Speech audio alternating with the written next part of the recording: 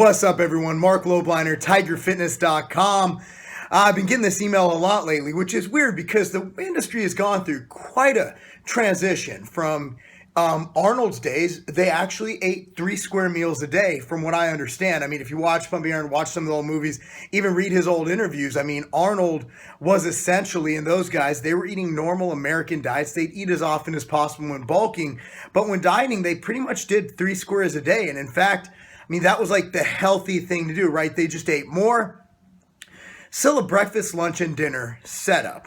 And then we move forward to, the bro days, the 80s, the 90s, and the early 2000s, where it was a bodybuilding split where essentially you'd go and you'd have your 6 to 8 to 10 meals a day, believing that if you ate anywhere past every 2 or 3 hours, that you'd lose all gains. And then the pendulum completely shifted over this way. Right? And when it shifted, we went to intermittent fasting, which is essentially people going 18 plus hours without eating, with a 6-hour window of gorging or feeding, a feeding period where they would eat.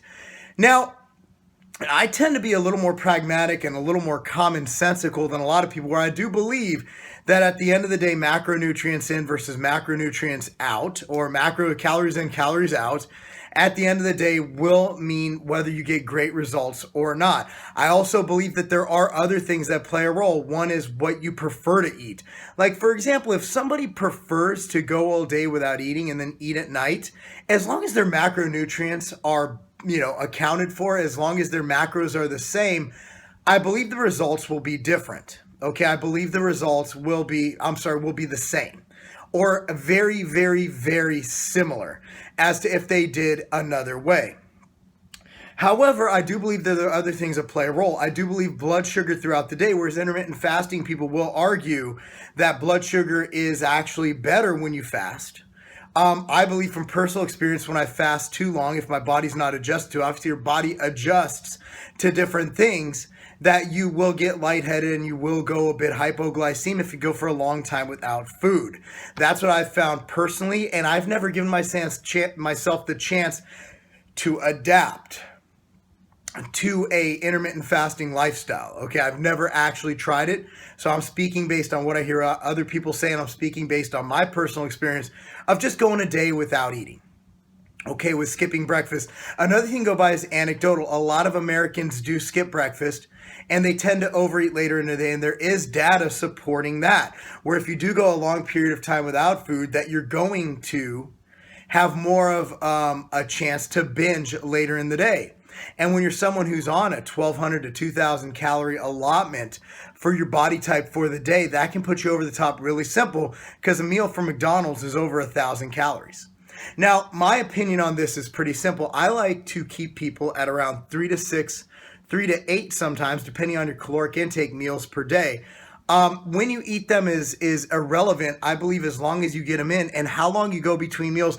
I do believe the sweet spot, so to speak, for time between meals would be around 3 to 5 hours. That's what I believe, based on blood sugar, based on what I've seen, based on experts I've talked to in the industry, and also just splitting up macronutrients, and also comfort levels. If you're to eat a large portion of food 3 times a day, if you are in a higher caloric allotment, you're going to be a bit more uncomfortable after the meal than if you were to eat frequent meals a little bit smaller. Whereas some people who are on, again, lower calories, okay, you follow me here? If you're on lower calories, then that meal will not be as big. So you could split up into 3 meals and it won't be a big bolus of calories.